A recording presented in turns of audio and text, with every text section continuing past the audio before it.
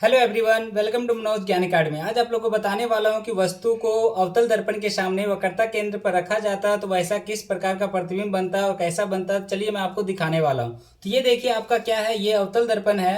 ठीक है, तो मैंने इसे स्टैंड में इस तरह से एकदम सेटल कर लिया है और ये आपका फोकस और ये आपका वक्रता केंद्र। ओके, तो अब मैं इस वस्तु को वक्रता केंद्र पे रखूंगा और इसका वास्तविक प्रतिबिंब मैं आपको पर्दे पर दिखाऊंगा। ओके,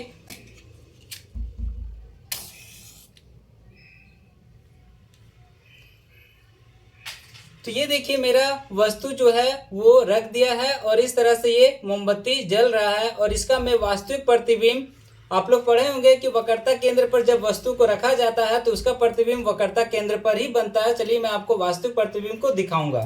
तो चलिए, ये मेरा जो पेपर है इसको मैं पर्दा बना लिया हूँ और इस पर्दे पर मैं आपको वास्तविक प्रतिबिंब को दिखाने वाला हूँ जब वस्तु को वक्रता केंद्र पर रखा जाता है। तो ये देखिए गाइस, किस तरह से वास्तविक प्रतिबिंब वक्रता केंद्र पर बन गया। ओके, तो ये मैंने आपको प्रैक्टिकली दिखा दिया। तो ये रियल और वास्तविक प्रतिबिंब देखिए किस तरह से अमेजिंग दिख रहा है और इस तरह से मैं आपको प्रैक्टिकली दिखा दिया। अब मैं आपको एनिमेशन के तौर पे दिखाने वाला हूँ कि प्रतिबिंब आखिर किस तरह से बनता है।